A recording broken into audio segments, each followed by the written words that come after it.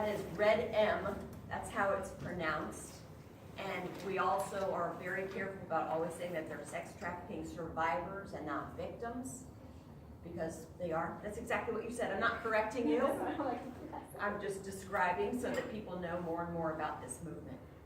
Anyway, we'll get that off of there. The reason that she set the context of this is what Rhonda has done and all that is because what I'm talking about today is we're going to do a little bit of a mini workshop on personal brand, or the story of you. I did this workshop for the Storytelling Club back in February. It was a longer workshop at that time. So I'm going to try to do this in a shorter version. It's interactive. So do you all have a pen? I do have an extra pen if you need some. All right. We're going to have a worksheet later that you're going to go through and build your personal brand for yourself. But first we need to start talking about the basics, and that's what we'll do today. Basics are, first of all, what is a personal brand? What is it, right? What does that mean? Why is it important? What can we do about it? And then how are we going to get started? So first we'll talk about what is it. When you think of personal brand, what does that mean to you, Tammy? When I think personal brand, I think what is it about a person or a product that makes me think of only it? It's unique, something unique about it. I like that. Yes. Also, as Jeff Bezos, the founder of Amazon, famously said, your personal brand is what people say about you when you're not in the room. It is everything that you represent, right? So personal brand, we're used to thinking of brands in terms of products or companies like Apple and Coca-Cola products, right? But the thing is, everything can have a brand. Everything does have a brand. Toastmasters International is a brand. District 56 is a brand. All of your individual clubs are brands. And even you as an individual have a brand that you represent, whether you worked on it or not. So your personal brand might be that you are an expert storyteller, or you have a kind heart, or that you are a financial wizard. Those are all personal brands. That's how we see them. Like Tammy said, you think of them. When you think of who's the master of storytelling, I'm going to think of Maya Angelou, right? This is what it is. Personal brand is the story of you, and that story is a unique combination of your values, your passions, all of your skills and experiences that you've built up over your lives, and all of your words and actions online and offline that create that story of you. So your personal brand is made up, it's a sum total of what you do, how you do it, and why you do it. That's a noun, personal brand. But the act of personal branding is about establishing and promoting that brand. Everything that you stand for. And what do we see when that's displayed, either in what you say or online somewhere? So why is a brand important? Why would you think it's important? Becky? It's what sets you apart, especially as professional speakers. It's why someone wants to hire us. Right, and that was the point of why I thought this might be a good thing to share with all of you, because this is what we're trying to do, right? We're trying to establish our personal brand so that we get hired. That's one thing that many of us are trying to do, maybe not all of us. So it is important. I mean, this is why you should care. Why you should care is because whether you decide that you want to work on my brand or not, because a lot of people think, well, you know, I don't need to do that. I'm not a company. I don't need to work on my brand. Well, it doesn't matter because that narrative is already being written. Essentially, your personal brand is your reputation. It is all the things that people think about when they see you or when they hear your message. It's a narrative that's already being told. So is this the story that you want to tell? Your story online can have an impact for your personal and professional well-being. So it has to be something that is carefully manicured. You must manage your brand. Even on Career Builder, the facts show that over 50%, or at least half, more than half, of employers will not even look at candidates who do not have an online presence. They're looking to see if you have have an online presence. Before, people had the myth that I shouldn't have anything online because people, don't want to see that. No, they want to see that because that is extra demonstration. It's extra evidence of who you are and who you say you are when you get into the interview. And I'm sorry, but it happens to everybody. So it's not just people that are going out and getting jobs. It's anybody. It's any of us here. Someone is looking at your online presence. In addition, if you think, well, this doesn't affect me because I'm not a young kid going to get a job, or I have a stable job, or whatever that is, fine. But what if you want to be a small business or a freelancer? Same thing.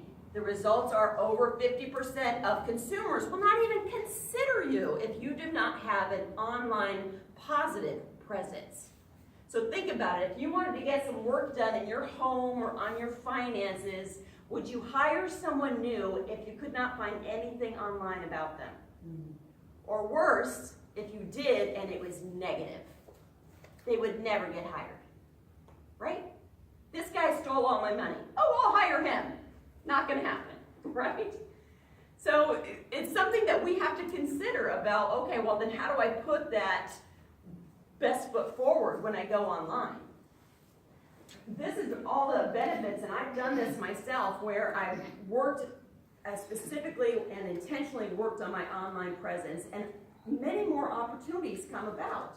So these types of things could result: interviews, job placements, speaking engagements, the things that we want, networking with different partnerships and people. That's been a great benefit of the online world. So what can you do about it now that you know that this is important and this is something that we all need to do? Well, first of all, you have to manage it. This is an excellent example of a speaker that I like to go online and look at on YouTube. Her name is Lisa Nichols, and she's a famous motivational speaker. While she is famous, she still is pretty new in this world compared to like a Tony Robbins. But she's very inspirational. You're nodding, so you've heard of her. Maybe other people have as well. And she's got an online presence that definitely she has built over time. She probably, I'm definite that she has help now. She has professionals that do this for her. However, if you go out and look at someone like Mel Robbins, who is also a motivational speaker, she's doing it like a guerrilla model. And I mean guerrilla like guerrilla warfare. Very shoestring budget, where she's traveling right now, and she's doing something called a mindset reset for 30 days. And she just goes in her hotel room, takes her phone, and films it. And that's it. So it doesn't have to be super fancy. You don't have to spend a lot of money. All you need to do is start having it and then produce the right content, all the messaging that you're putting out there that you really believe in and that other people will take value from. So it's not just about you, it's about the value that you give them. So those are good examples. The important point here, though, is that you have to manage your brand. Think about the nightmare of managing this brand. First, I'll get to that. This was not properly timed. I forgot about this. The other point about this is in Toastmasters, so I'm talking about online presence, but you also have an offline brand that you have to consider, right? In Toastmasters, we're all Toastmasters, we are always surrounded by an audience. They are always watching you. They're listening to you. They're seeing the evidence of your actions with your words.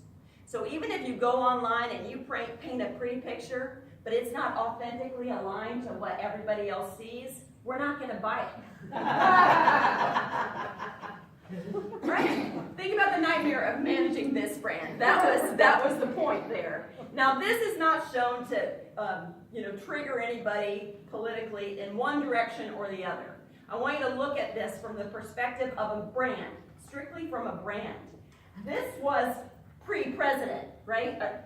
The pre-presidential Donald. So back then, what was this brand? You're fired. Wealth. You're fired. Wealth, power. What does that mean? Wealth, Wealth, power. savvy business mogul. We knew him as that, right? Egotism. Sure. I mean, yeah, we all knew that. It wasn't judgmental necessarily, like, I don't think we judged him for that, that's just what we knew he was, right? Intelligence. Intelligence, that could be another one. Disrespect. Right, he had the brand of intelligence, that's right, because he was savvy, that takes intelligence. And then we had this. What does the brand say now with this? Stupid, It does, it does. Childish. Childish, But if you immature. read some of what people are talking about, even though that's all of the negative connotations, you think about him long after. His And brand that's what, has- right, his brand has survived, you think about him long after, even if it might be a negative But connotation. the brand has changed. If you're not being talked about, then you're not being Thought thought about. Right, right. see, all of these are true. All of these are true, because all of these are perception. And as Lee Atwater, a famous presidential advisor, said, perception is reality. All of these things that you're saying are true. It's the way that you view this, kind of like a clown, but also a pushy guy that maybe wants to get his way. And that's not seen as a negative thing to all people, right? That is a positive quality about him, that he will try to win, right? He's a winner. And then what about this brand? This is, yeah, what's that mean, Veronica? What does that face mean? Nice. Nice? And do you believe it? Phony, Yeah, okay. phony. Phony, It doesn't match up with the previous. exactly. But now they're starting to connect. And we have a connecting story, like you said, it lasts. So now what's the connecting story? Because guess what? That's your brand. Connecting story is, Phony. I think it's still that he wants to win, no matter what. He will win no matter what. As a businessman, as a child who wants to get his way, as a president, he wants to be seen now as that respectful president. But respect can't be, Make sure you don't bias I was your gonna say, opinion. Speak to bias and. You can't speak to bias. You gotta pull it out and look at this non-judgmentally.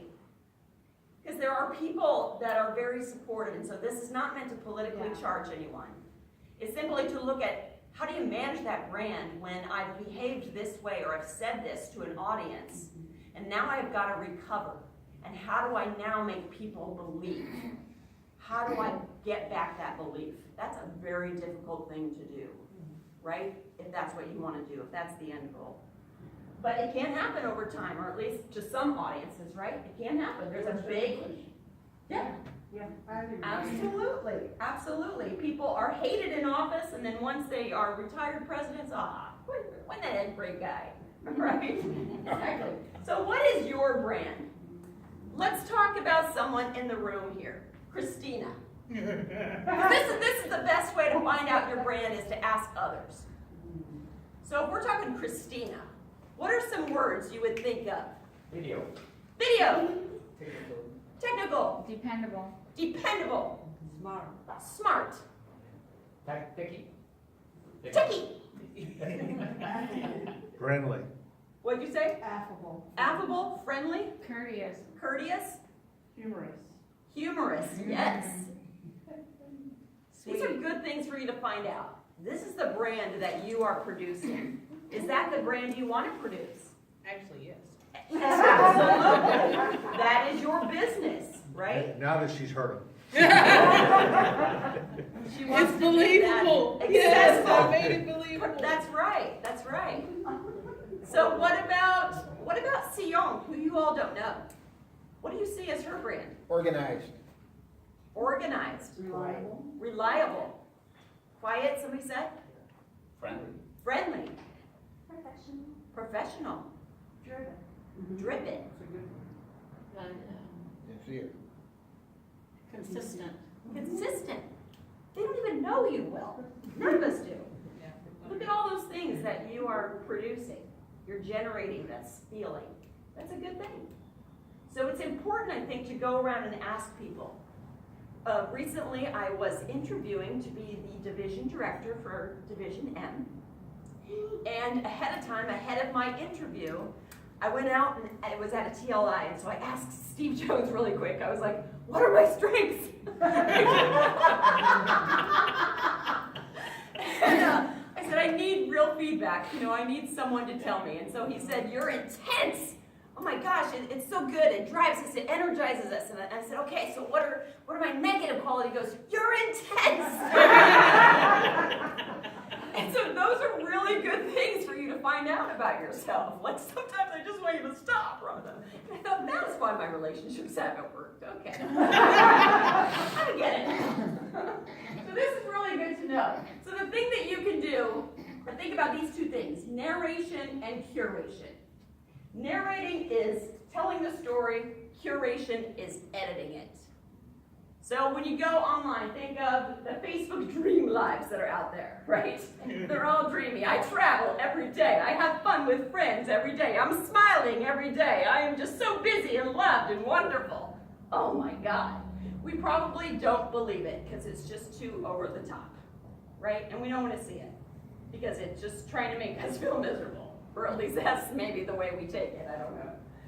So those are a little bit harder to sell. So what you can do is curate. If that's the story you're telling, you might have to rethink your story if that's not really the story you want to share. I did a LinkedIn makeover, like I was saying, I started to say earlier. About 3 years ago, I came to Houston 5 years ago, but I was getting into this network of learning and development, and I knew no one in Houston. And so I thought, I got to do something different. I had 50 connections on LinkedIn, and my employee that worked for me, I was looking at her because she was younger. I was looking at her computer and I was like, oh my gosh, you have 500 connections on LinkedIn, which is really not a lot. But at the time I was like, oh my gosh, you have 500 connections. And she said, yeah, I just do these and these and these things. And then I started researching. I contacted a friend of mine that works at Harvard. And I was like, what are people doing in my field? If I want to go up to these levels, what are they doing? And so she sent me all kinds of links and different people's pages and their resumes and all kinds of things. So I just intentionally worked on it. I now have 1,300 connections on LinkedIn. I have been invited to invite-only closed learning leader forums. I've just gotten so many opportunities, speaking engagements, other things. Consultants come into NOV all the time and they're like, Rhonda, I was looking for this person. I saw you're connected to them. You're connected to everybody. I've heard 3 people say that to me like in the last 2 weeks. And so there is something in it. Everybody seems so scared. I'm always surprised when I send out an invite to be connected and I may not hear back from them for 30 days. I think, what are you so scared of? Aren't we trying to be connected because it makes us better? I know there are things out there that I'm not invalidating anybody's fear of online presence, but at the same time, if you're in a business, you can grow by connecting and collaborating with others, and it really can open up opportunities for you. So that was just an example. And then offline, an example that I had, when I used to work at Purdue, I used to run events for these learning things, and I worked with someone who I knew was the legend. His name was Dave. We'll just call him that. I don't want to give his last name. But he was an older gentleman, a professor there at the university, dearly loved by thousands of people that had him as a professor. And he basically ran the center, the education center that I was working in. And so we were putting on one of these events, and I was in charge of all the logistics. And the bus was late. And the university supplied this bus service. So I got to know all these people. They were vendors that I worked with program after program. They were very sweet people. They did their jobs as best as they could. But the bus was late picking up our leadership group to take them somewhere. And this Dave guy freaked out.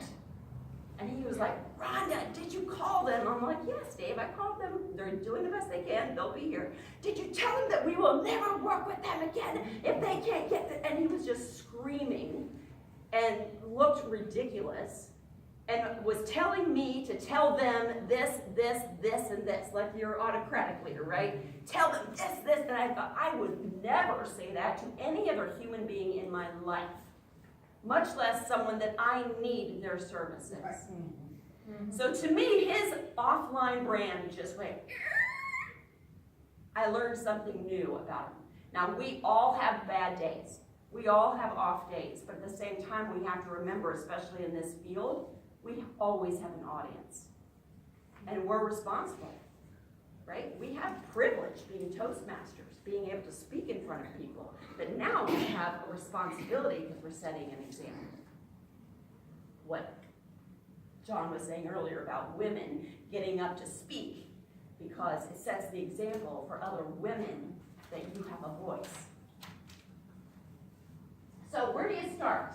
I like this part. This is the fun part. So what we'd like to do is I have some worksheets. Thank you, ma'am. Everyone can take one of those. They're still in the color of Toastmasters because of the storytelling workshop. And I didn't want to reprint, so there you go. So we have to consider context before content. This is the brand context that you're going to build. The context is all about you. It's your background of your life.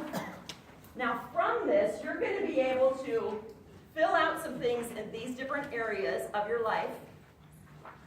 And afterwards, you can tear this apart, and these pieces can actually be content pieces online for your online presence. You can now create a resume. You could create an ebook, maybe if there's something that you decide you want to write about. You could create a book. You could create a video. You can create a speech out of all of these different pieces of content. Many speeches could come out of this.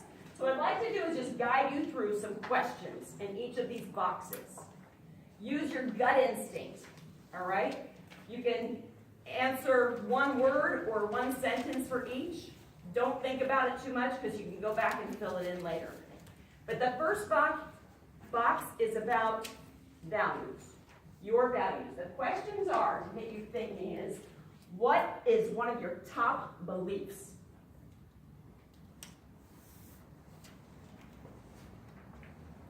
And then, what do you consider authentic? So think of it, I think it's easier to think of the opposite, like what looks inauthentic to you and drives you crazy? So what is authentic to you? What is a top business value, ethical value, and what is a non-negotiable in your life?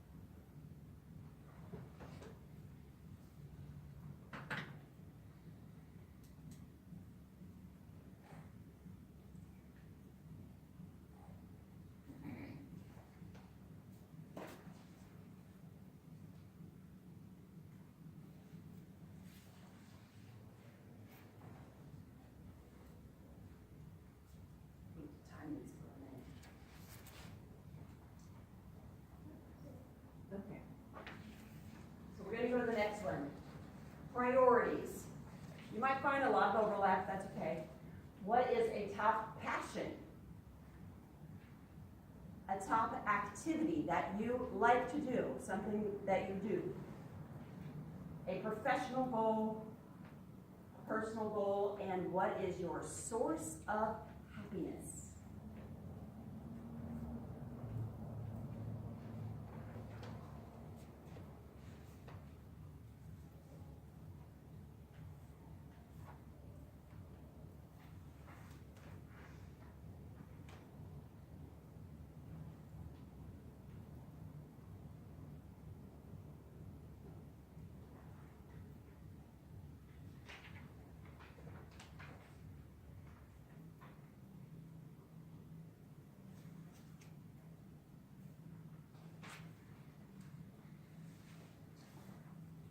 Okay.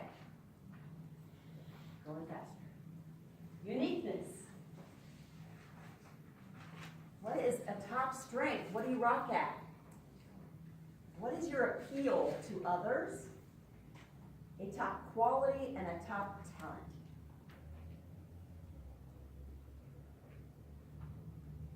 Or a unique quality, you should say. And a unique talent.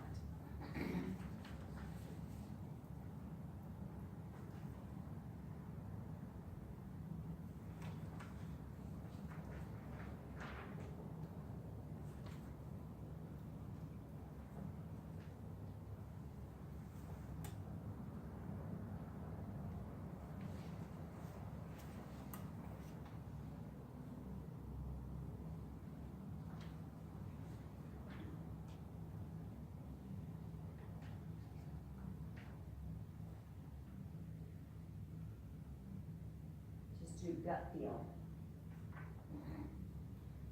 And wins. What accomplishment are you proud of? Top recognition? And what is a challenge that you overcame?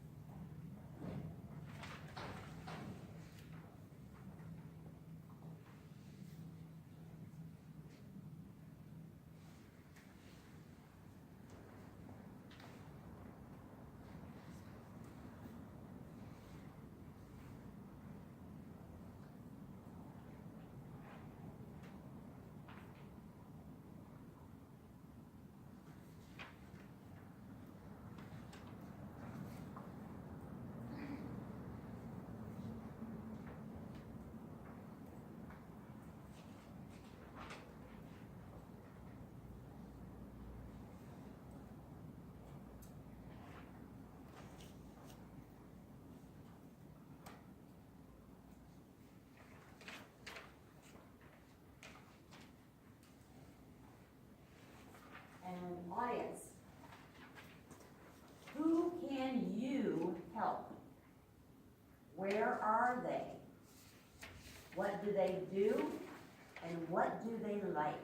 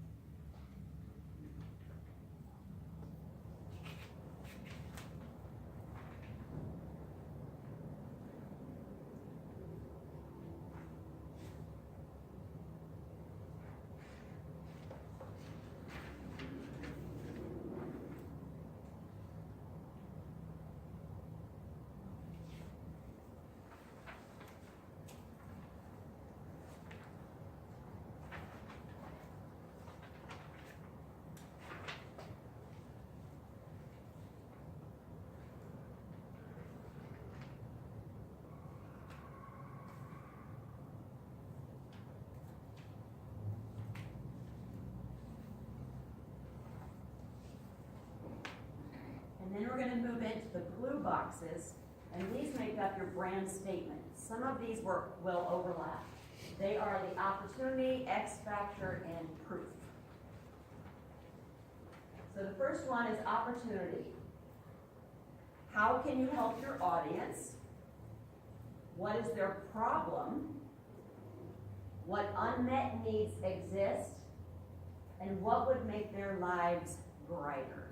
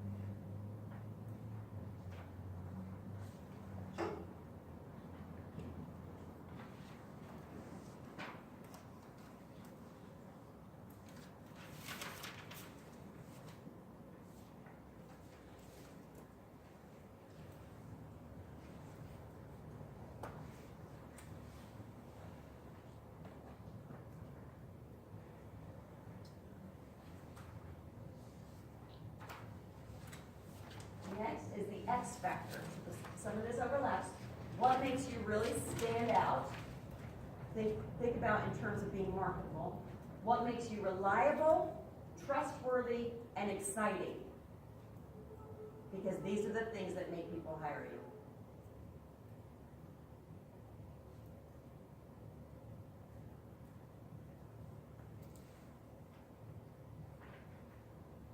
choose you.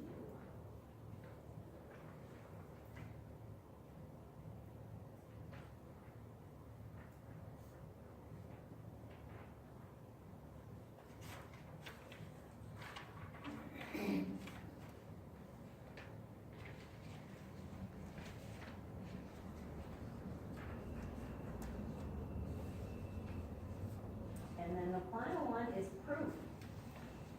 What evidence exists that you have that knowledge? Online, offline, that you have that skills and expertise, that there are others that you've helped. What proof in your words and what proof in your behaviors?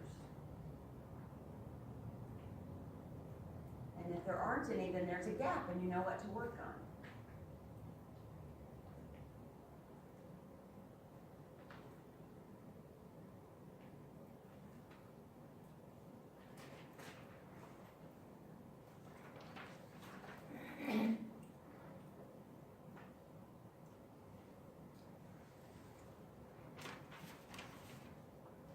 And then take all that context, and the next thing is your headline.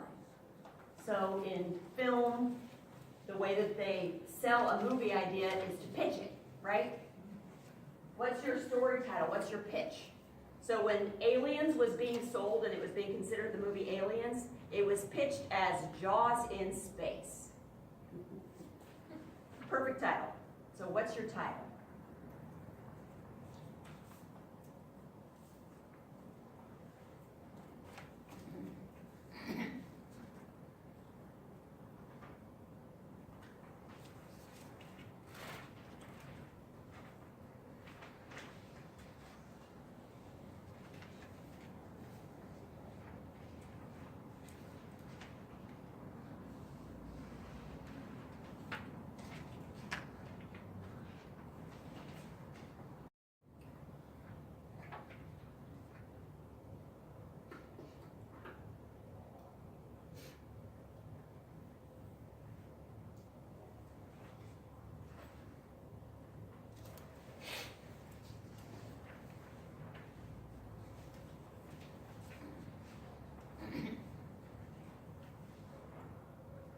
So let's hear a little bit about what people have then. Who has a headline to share? Come on, Kim. Oh gosh, I need more work on this. That's okay, we all need more work on it. Or if you want to do your brand statement and see. I'm kind of lost. I get really, my rabbit hole is like, there's some that are easier when they're external. And this is stuff that normally takes some time and Yeah. thought, right? There's some, like, evidences and stuff like that, but internally trying to, I have so many, I guess, getting the inner demons get going and Yes. trying to define myself. And so it's really hard on the fly to kind of own or acknowledge that from my perspective. But that's, I think, your perspective. What we see you is we don't see those energies. Right, so that's what I mean, it's Right. hard. This is where you're gonna get a lot of value from asking others, Yeah. right? And then you can maybe start filling that in with confidence. This is me, what other people see. Love you. Just sending you that, okay? Anybody else? John, what's yours? What have you got so far? The headline, Yeah. I said, I have something you will love. And then I said, can you afford to gift yourself? Say that again? Can you afford to gift yourself? Can you afford to gift yourself? Love that. And what do you mean by that? Because I have some trees and plants, and I was looking at that as a gift for someone. Now, they could say no, then I say, well, then I'll charge you. You say yes, then I give it to you. And I had something last night, which is kind of funny. I had dinner here last night, and I had a ticket, and somebody asked me for my dinner when I was writing my story for today, my Icebreaker. icebreaker. And I said, I can't give that away. Somebody gave it to me. It was a gift. And the guy almost felt like I didn't have any food or anything. I didn't care what. Somebody gave this to me, and I'm not giving that away. and I mean it in that sense because I said earlier here, is that from value is gain value, okay? So it's a value exchange. An exchange that somebody gave me in love and care. He said, nobody's done that for me. I said, well, I know, and this person did it, and I know people who have given things too, and they can have it, but they can't give it to someone else. So I say the same thing, when we look at it from that point of view, I've been doing that for a while. And I look at it crazy, but the point is, somebody also gave me something, and I don't always can give it back to them, but I give it to someone else, pay it forward. So I think we look at that from a business point of view, that's why I'm looking at too, it's a value statement, because it's happened to me often, since I've been in Baha'i also. So it's interesting how people will translate this for themselves. So good. Yeah. Good job. Thank you for sharing that. Have Yeah, mine we in Spanish, but I'm gonna do it in Do it in Spanish. Todo lo puedes lograr si lo deseas. Other words is everything I wish and dream of, I achieve it or on my way to achieve. Wow, that'd be a fun thing for you to teach us how to do. I would pay for that. Seriously. I That's can. cool. You can listen to my, remember that I went long way to inspire 2,000 guys, and I used a lot of that. Did you record it? Yes, it's a video, but it's in Spanish. Well, Well, probably you can see. You can just close caption. You're just gonna do it in English again, that's all. I will. It would be very interesting. Or interesting. You will. Tammy? See, I'm struggling with all of this because I'm not a very positive self-talker. And I know that I have so much to help people with because of the shit I've been through. Yeah. I just gotta pick. I gotta find a niche where I'm supposed to be, and then we'll all come together. It's so important to uncover this because we all can do that, get paralyzed by the analysis. Right. It's so true. Yes, Becky, you want to share something? I would like to share that. I thought I was the only one who was struggling, and so Kim, for you to say that you were struggling with that was like, oh, that's cool. And for you to share that, I think this is really the awesome thing, because I see Kim and Tammy as really strong. They're out there people. I want to be there. I have so much I need to offer and to do for other people, but I find this very, very, very hard. I could write the values down, but then when we get to the next ones, I just wrote down what you had. I'm like, wow, I need to ponder Go back this. and find it. I need to think on this, and I was sitting here thinking, don't call me. Doing research on personal brand, this is the stuff that comes out. And so this is the stuff that we have to present and demonstrate online and offline. You're presenting something. We are Right. seeing your values. Right. It's probably Right. already a lot more positive than you think. And you too. So you both need, we all need other people to validate us sometimes, right? Maybe We that's, can ask. that would be a whole workshop we could do on, I don't have any trouble finding all the positive things about everyone else, but I don't see it in myself. Yeah. can I give an example? Yes, sure. And Dr. Clock or whatever, but, one of the things that I struggle with is I'm known for my directness when I get there. And in my head, I've gone through the paths and under the trees and through the tunnel, and I'm not very direct, and yet when whatever it is that I've said is what that person needed to hear at that particular time. And I got a job offer, that I'm pursuing, and one of the things that he said was, I want someone with your directness. And I would never have thought of that as my brand, right? But yet, that's exactly what he needed was, so we need to take, even when we think it's maybe not necessarily our strong suit, somebody else may be thinking it's our strong suit. Oh, I know. I hear all the time things that I think, oh my gosh, you think that about me? So it's really good to listen to those things, go back and write them down when you get home. Right. Like somebody said that. Yeah, this is a difficult exercise. It's something that does take time.